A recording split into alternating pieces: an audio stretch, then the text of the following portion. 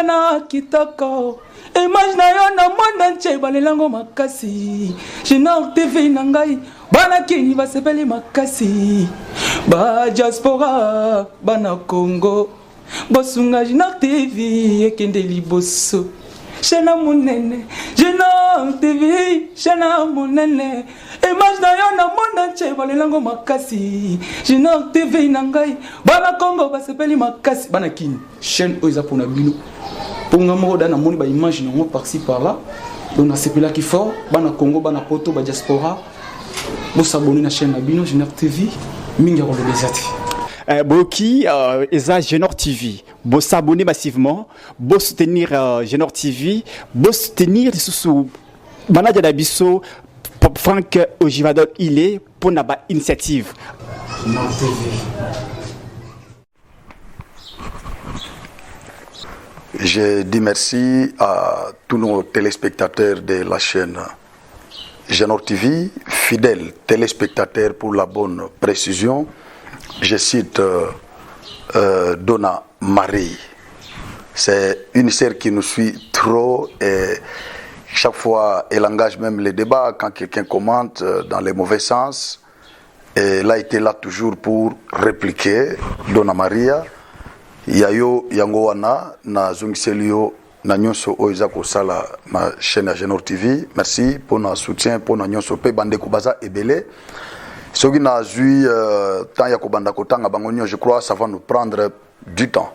Comme j'ai beaucoup de choses à dire aujourd'hui.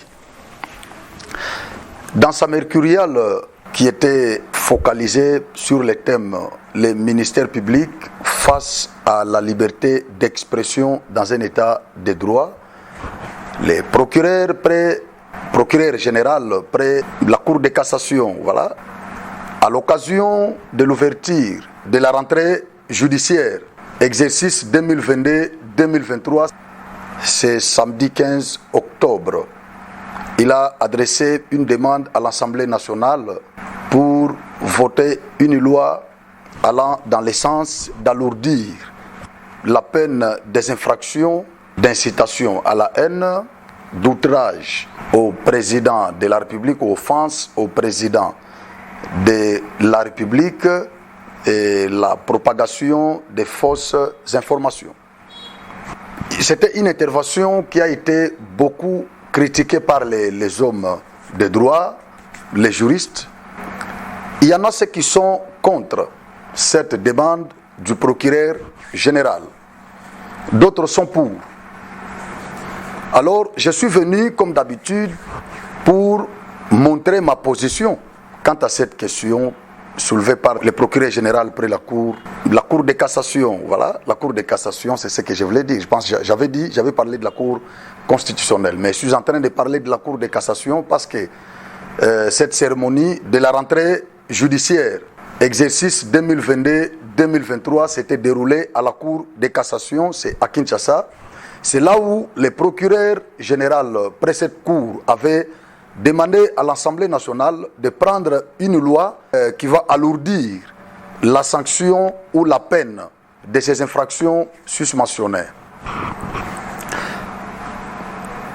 À mon humble avis quant à cette question, je suis d'accord avec le procureur général.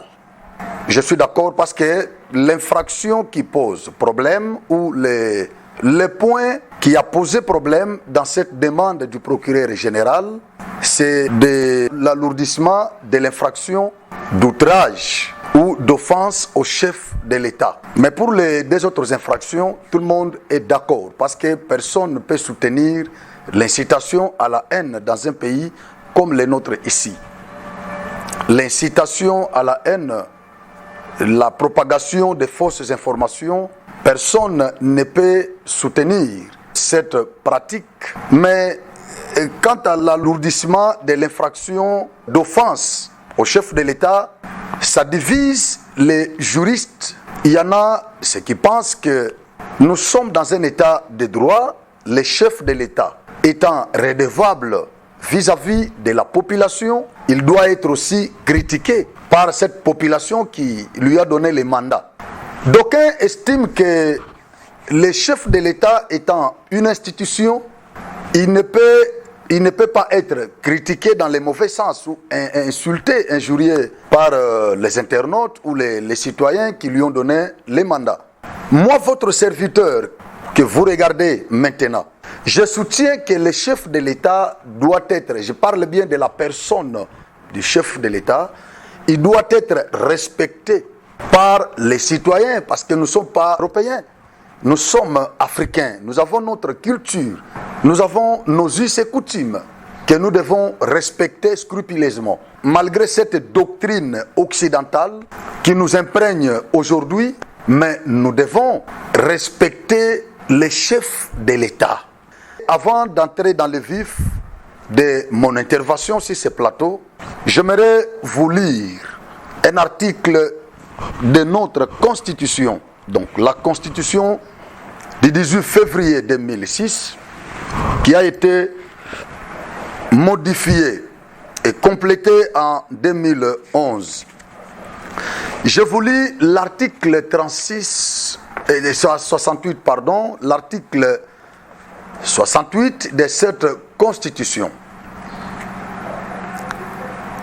Il dit: les institutions de la République sont le président 1, le président de la République, 2, le Parlement, 3, le gouvernement, 4, les cours et tribunaux. C'est-à-dire, le chef de l'État n'est pas n'importe qui. Nous l'appelons le président de la République et chef de l'État. Le président de la République est celui qui est élu au moment des élections, qui est proclamé par la CENI, tandis que le chef de l'État, il est celui qui est investi par la Cour constitutionnelle. C'est lui le garant de la nation. C'est lui le représentant de la nation. C'est-à-dire, lorsqu'on voit la personne de Félix aux États-Unis, on voit directement l'ensemble des Congolais. Lorsqu'on voit la personne de Félix Tshisekedi en France, on voit directement tous les Congolais, tout le peuple congolais. C'est-à-dire, le chef de l'État, il est le symbole de l'unité. Je peux encore continuer avec cet article. Je peux continuer avec cet article-là, 68. Et lorsqu'on parle du chef de l'État ici, du président de la République, on dit, l'article 69, le président de la République est le chef de l'État, ce que je venais de dire ici. Il est le président de la République lorsqu'il est élu, lors des élections. On dit, il est le chef de l'État. On dit, il représente la nation. Et il est le symbole de l'unité nationale. C'est-à-dire, c'est autour de cette personne que tous les Congolais se retrouvent. C'est-à-dire, en lui se retrouvent les Bakongo, en lui se retrouvent les Bayaka, en lui se retrouvent les Baluba, en lui se retrouvent les Bangala, en lui se retrouvent les Baswahili, en lui, c'est-à-dire, il est comme un match de football. Les politiciens peuvent ne pas s'entendre quand il s'agit de partage de postes, mais autour des matchs de football, vous allez les voir tous réunis là-bas. Ils vont défendre la même cause, qui est la victoire de l'équipe nationale, les Léopards. Alors, le chef de l'État est considéré comme ça, comme les matchs de football. Je crois dans un pays qui se respecte, les opposants, la population, la société civile, les religieux, tout le monde ne peut pas accepter que cette personne du chef de l'État soit assassinée. Non. Dans un pays qui se respecte, au moins chez nous ici, nous avons des politiciens qui peuvent vouloir la mort brutale du président Félix.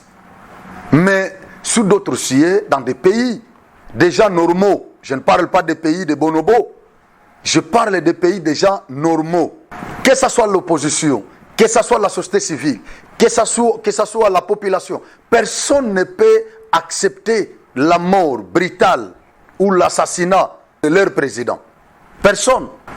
Au moins chez nous ici, parce que nous n'avons pas cette conscience pure, mais nous n'avons qu'une conscience flétrie, une conscience abîmée.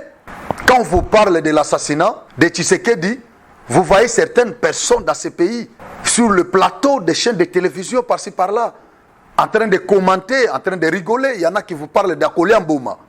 Vous comprenez? Il n'y a que chez nous, au Congo, que nous pouvons assister à de tels scénarios. Mais sous d'autres cieux, vous ne pouvez jamais voir dans soit assassiné. Et donc, les Congolais sont considérés comme des gens qui n'ont pas de conscience, qui ont perdu la conscience, ou qui ont une conscience flétrie, abîmée, pourrie. Le président de la République, dans un pays comme le nôtre, un État jouissant de son indépendance, de souveraineté exogène et endogène, ne peut jamais accepter que cette personne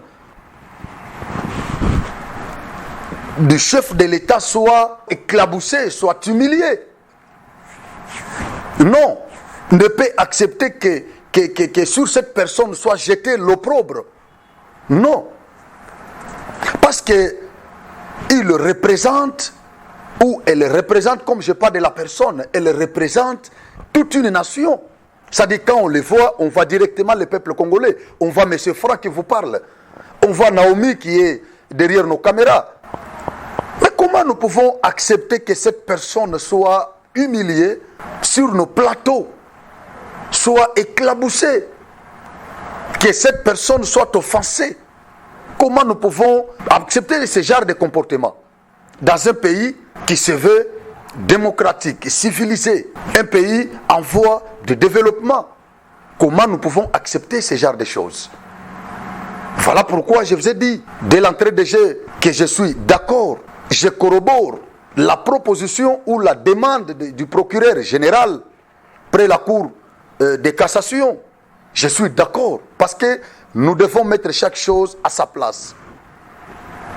Les Congolais considèrent la liberté d'expression comme un droit absolu.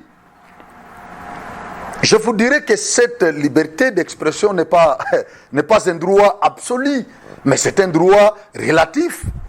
Parce que la Constitution elle-même reconnaît la liberté comme principe, mais à ce principe, elle prévoit l'exception qui est la détention. C'est-à-dire, la liberté n'est pas un droit absolu, car elle a une exception qui est la détention. Je dis oui, le président, le chef de l'État, est élu au suffrage universel, c'est-à-dire élu par le peuple. Il a le mandat du peuple. Mais il n'a pas seulement ce mandat. C'est ce que les gens ignorent. Il a aussi le pouvoir. Il a aussi la vie de ce peuple entre ses mains. Il a aussi l'avenir de ce peuple entre ses mains. Parce qu'on l'appelle le président de la République. La République, ça veut dire la res, ça vient du latin, res publica, qui veut dire la chose publique, c'est-à-dire la chose du peuple. C'est ça, la République. C'est un mot qui vient du latin, la res publica, la chose du peuple. C'est-à-dire la chose que le chef de l'État gère ne lui appartient pas, appartient à la population, au peuple. Vous comprenez? Nous lui avons donné cette chose-là. Le pays, nous lui avons donné ça pour qu'il le dirige, qu'il le représente. Les chefs du gouvernement, le premier ministre ne représente pas la nation, au moins s'il a le mandat spécial du chef de l'État. S'il est plénipotentiaire, c'est-à-dire s'il a un mandat spécial du chef de l'État, là il peut représenter la nation. Mais le premier ministre, il est le représentant du gouvernement, il représente le gouvernement, il engage le gouvernement, il n'engage pas la nation. Il n'y a qu'une seule personne qui engage la nation, c'est Félix Antoine Tshisekedi Tshilombo, qu'on appelle affectueusement Béton. Il n'y a que lui qui engage la République démocratique du Congo. Il n'y a pas une autre personne. Ce n'est pas Kabila. Oui, Kabila, à son temps, il engageait la nation. Mais maintenant, il n'y a qu'une seule personne, c'est Félix. Le Premier ministre n'engage pas la nation. Lui est le représentant du gouvernement. C'est comme ça qu'il est le responsable devant le Parlement. Il contresigne les ordonnances et les actes pris par les chefs de l'État pour le représenter devant l'Assemblée nationale. Vous comprenez? Donc, le Premier ministre, lui n'est pas notre représentant, non. Lui est le représentant du chef de l'État devant l'Assemblée ou devant des autres institutions. Parce qu'il est le traducteur de la vision du chef de l'État. Il prend la vision du chef de l'État, il traduit ça, ou il transforme ça en programme du gouvernement. Et il exécute ça. C'est le Premier ministre.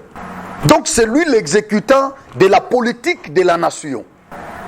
Et donc, le Premier ministre, il est inférieur au président de la République. C'est-à-dire le président, c'est l'autorité, donc haute autorité publique et administrative. C'est le chef de l'État. Écoutez, nous ne sommes pas des Européens. Nous ne sommes pas des Européens. Sarkozy même l'a dit une fois. Il a dit que la démocratie n'a pas été donnée pour les Africains. Mais la démocratie a été donnée pour les Européens. C'est leur culture. Chez nous ici, Mobutu l'a dit, le chef est sacré. Le chef est chef, il doit être respecté. Le chef ne doit pas être bafoué, son autorité ne doit pas être piétinée, bafouée par un citoyen lambda, par un inculte. C'est ce que nous sommes en train d'assister dans ce pays. Et aujourd'hui, vous voyez certains juristes, certaines personnalités en train de condamner cette proposition du procureur général de la République. Je n'arrive pas à comprendre, c'est-à-dire vous cautionnez ce manque du respect à l'égard de la personne du chef de l'État. Donc vous cautionnez ça. Il y en a ceux qui disent ou qui vont me répondre ici pour me dire, mais lui-même, au début de son mandat, il avait rejeté cette proposition de ne pas être critiqué. Oui, moi je vais répondre à sa place.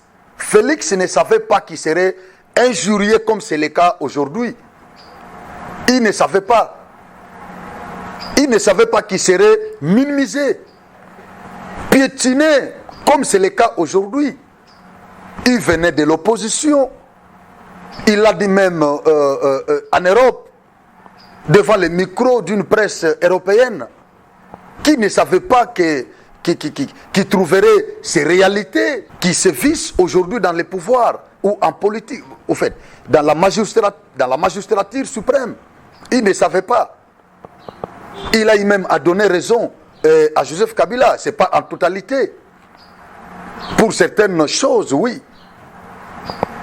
Mais d'une manière générale, non, Kabila n'avait pas raison. Il a compris que la guerre qui se vit dans l'Est, ce n'est pas ces petits pays, ces micro-États rwandais qui nous attaquent.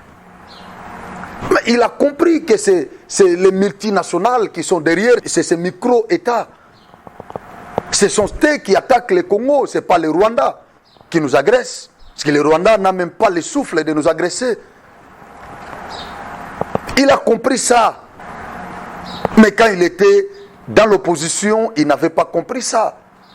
Voilà pourquoi il a eu à tenir ce langage pour dire « Je ne cautionnerai jamais cette idée d'interdire tout ce qui m'attaque ou tout ce qui me critique. » Oui, il a parlé des critiques. Il n'a pas parlé des offenses. Il n'a pas parlé des outrages. Il a parlé des critiques. Les critiques peuvent être positives ou négatives. Il a parlé des critiques qui font avancer le pays ou qui les propulsent, les critiques qui les motivent. Les critiques qui réveillent sa conscience pour qu'il fasse mieux. Ce sont ces critiques que nous admettons dans un état de droit.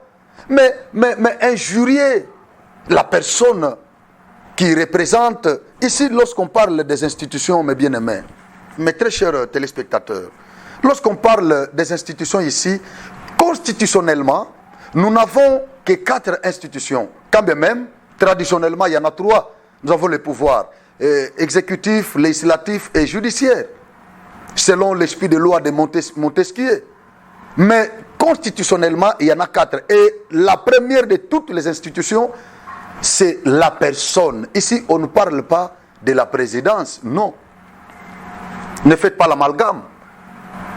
La présidence n'est qu'un service attaché à la personne du président de la République. Ici, le constituant de 2006 parle de l'individu. Tandis que les autres institutions sont des personnes morales. On parle ici du Parlement, on parle du gouvernement, on parle des cours et tribunaux. Ce sont des personnes morales. Mais ici, il n'y a qu'une seule institution qui est représentée par une personne physique. Lorsqu'on parle du Parlement ici, nous prenons 500 députés, plus 108 sénateurs, donc 109, y compris les sénateurs à vie, l'ancien président. Donc 109 sénateurs, plus 500 députés, ça fait 609. Vous prenez le gouvernement, est composé de combien de membres? Nous avons les ministres, nous avons les vice-ministres, nous avons les secrétaires, nous avons tous ces membres-là qui composent le gouvernement. Ils sont nombreux.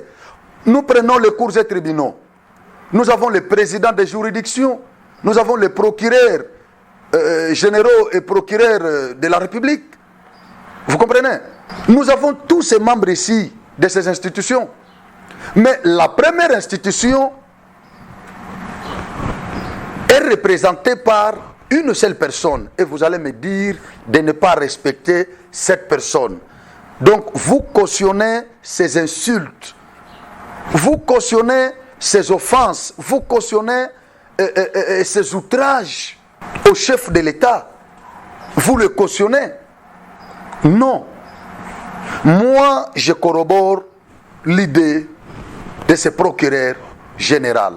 À quoi est-ce que nous assistons aujourd'hui?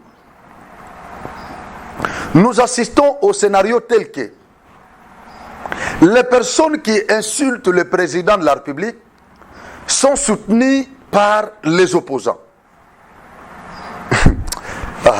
Non, le Congo, en tout cas le Congo part très mal. Oui, je peux dire le Congo court vite, mais dans une très mauvaise direction. Elle court vite, mais dans une très mauvaise direction.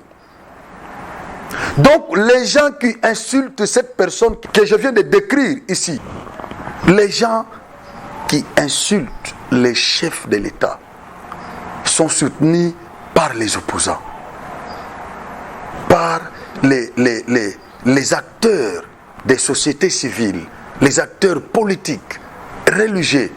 Ils les soutiennent et ils empêchent la justice de faire son travail. Écoutez, vous pensez que l'état de droit, c'est quoi? L'état de droit, c'est le fait d'insulter les chefs de l'État. Dans l'imaginaire collectif des opposants, ils définissent l'état de droit comme le fait d'insulter, d'offenser, d'outrager les chefs de l'État. C'est ça l'état de droit. L'état de droit ne consiste pas à réprimer ces pratiques d'outrage au chef de l'État. Ça, c'est pas l'état de droit, selon les opposants. C'est pas le fait de réprimer ces comportements. C'est pas l'état de droit. Ça, c'est la dictature. Donc, c'est tout ça, selon les opposants.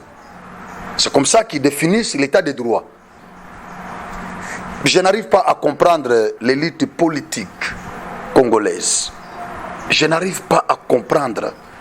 Donc quand quelque chose n'est pas à son intérêt, il tord son sens. Ils la définissent selon sa façon de l'appréhender. Et quand quelque chose est à son intérêt, là, il a une autre façon de l'appréhender ou de la définir. Et quand ce n'est pas à son intérêt, il change la façon de l'appréhender, de la définir. C'est ça l'homme politique congolais. Écoutez, cette infraction, quand bien même elle n'avait pas été reprise dans cette constitution du 18 février, mais elle existe bel et bien dans l'arsenal juridique de notre pays. Nous avons l'ordonnance loi 300. Je vais la chercher rapidement pour la lire.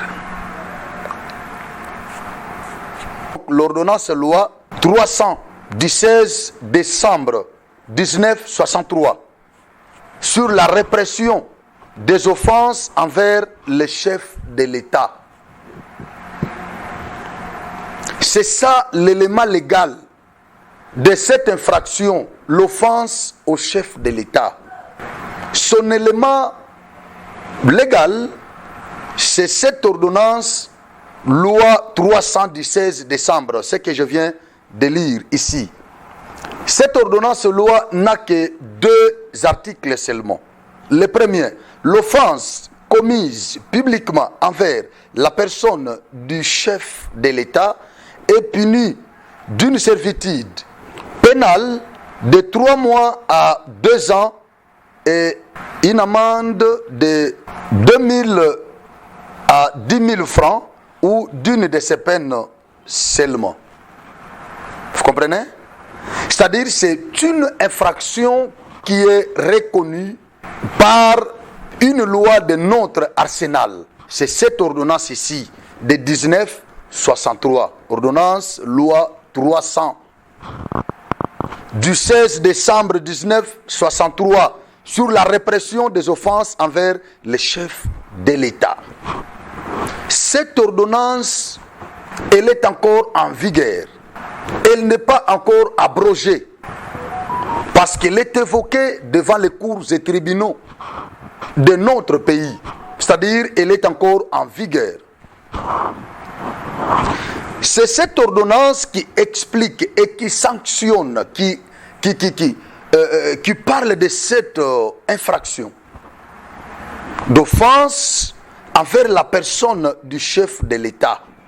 Elle est punie d'une servitude pénale de 3 mois à 2 ans et d'une amende de 2000 à 10 000 francs ou d'une de ces peines seulement. Article 2, parce que cette ordonnance loi n'a que 2 articles. La présente ordonnance entre en vigueur le jour de sa promulgation. C'était le 16 décembre 1963. Elle est encore en vigueur. Elle n'a pas été encore abrogée, bien qu'elle a connu des amendements. Mais elle est encore en vigueur parce qu'elle est évoquée devant les cours et tribunaux de notre pays. C'est-à-dire, c'est un instrument juridique dans l'arsenal juridique de notre pays. Il y en a qui pensent que cette ordonnance ici est déjà obsolète. Non, elle n'est pas encore obsolète, elle n'est pas obsolète, car elle n'est pas encore abrogée. Elle est en vigueur. Elle est en vigueur. Alors, le procureur de la République n'a demandé que son alourdissement. C'est tout ce qu'il a demandé. Parce qu'il a estimé que cette peine avec laquelle on sanctionne cette infraction n'est pas suffisante. Il faut qu'on l'alourdisse un peu. C'est ce que le procureur général près la Cour de cassation a demandé. Mais il y en a qui pensent que cette demande est inopportune et n'a pas sa place. D'autres pensent ou soutiennent que cette ordonnance loi est déjà obsolète, n'est pas en vigueur. Mais non, elle est évoquée devant les cours et tribunaux. Mes amis, le chef de l'État doit être protégé. C'est une institution parmi tant d'autres de notre pays. Et donc, soutenir cette hypothèse de supprimer ou d'abolir cette loi serait, à mon humble avis, une façon de tuer aussi la démocratie dans notre pays. C'est comme ça que j'ai toujours soutenu l'idée selon laquelle notre État doit être assorti d'un système hybride, un système politique hybride, c'est-à-dire un peu de démocratie et un peu de dictature. Parce que tous les pays qui ont les systèmes dictatoriaux, un peu non, je ne parle pas de la dictature, sinon je serais lapidé par mes téléspectateurs, par les conservateurs des systèmes démocratiques.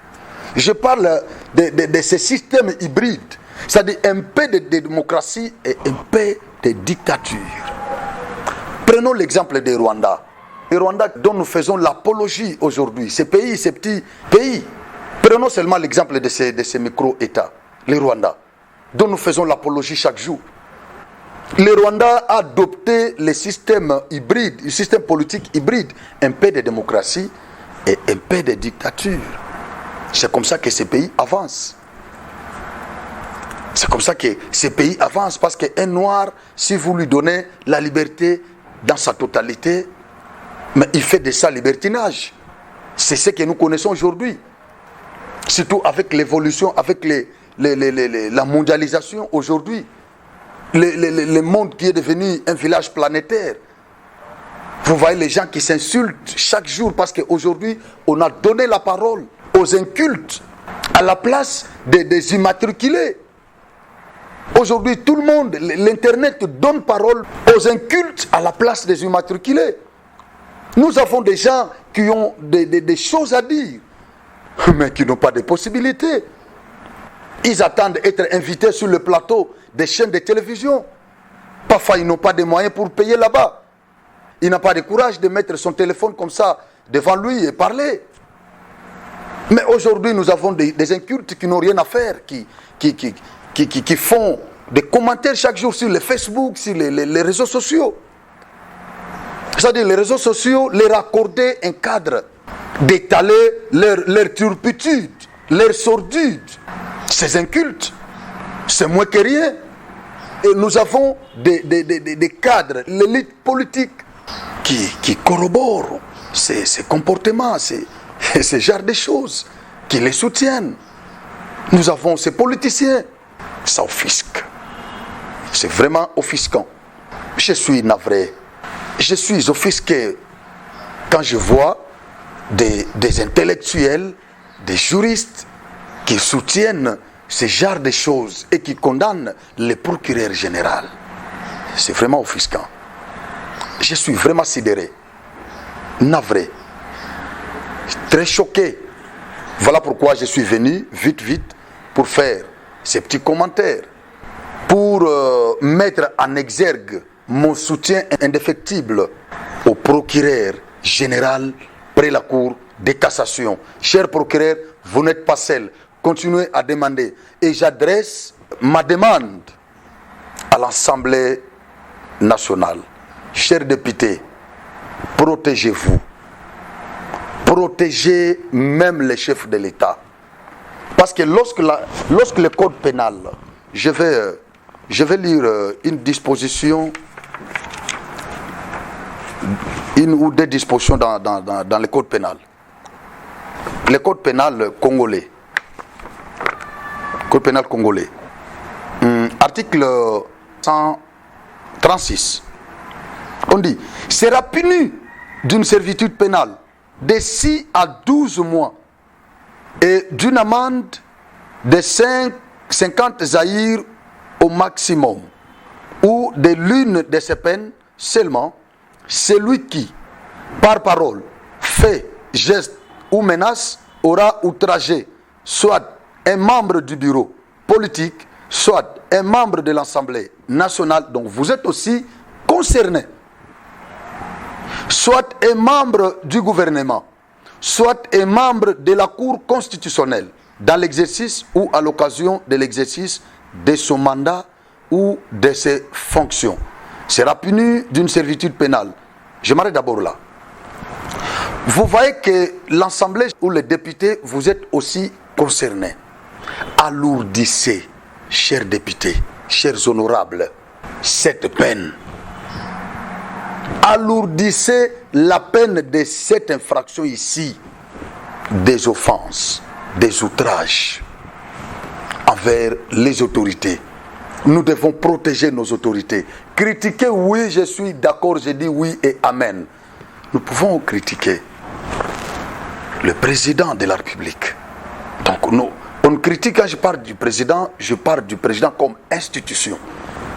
C'est-à-dire, nous pouvons critiquer ses actions, ses actes, sa gestion, oui.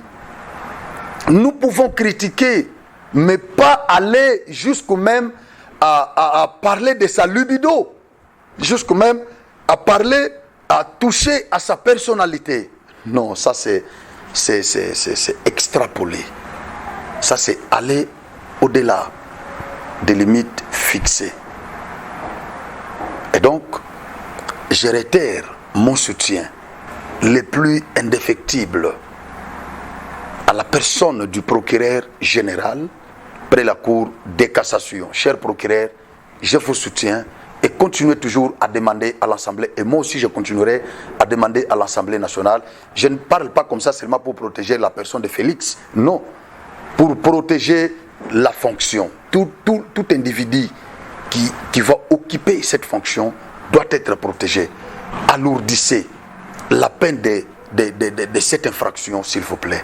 Que Dieu vous bénisse. Je dis merci à tout le monde. Je demande à tous les Congolais qui sont d'accord avec moi de partager les liens de cette émission. Partagez les liens de cette émission massivement, sans modération. Partagez-les. Que Dieu du ciel vous bénisse. Et je bénis encore Naomi Bimpe qui était derrière nos caméras aujourd'hui pour nous faire voir à la face du monde. Que Dieu vous bénisse. Merci. Genok TV, Shana Kitoko. Image na yo na monde entier balelango makasi. Genok TV nangai bana kini basepeli makasi. Ba diaspora bana Congo. Bosunga Genok TV ekende liboso. Shana munene, Genok TV, Shana munene. Image na yo na monde entier balelango makasi. Genok TV nangai bana Congo basepeli makasi. Bana kini chaîne oza pona bino. Ponga moko dana moni ba image nango par-ci par-là. Donc na sepela ki fort bana Congo bana poto ba diaspora. Bo s'abonner na chaîne na bino Genok TV mingi ko lobezati. Boki eza Genok TV. Bo s'abonner massivement, bo soutenir Genok TV, bo soutenir sous Manadia Dabiso Franck Ojivadol il est pour naba initiative. Genok TV.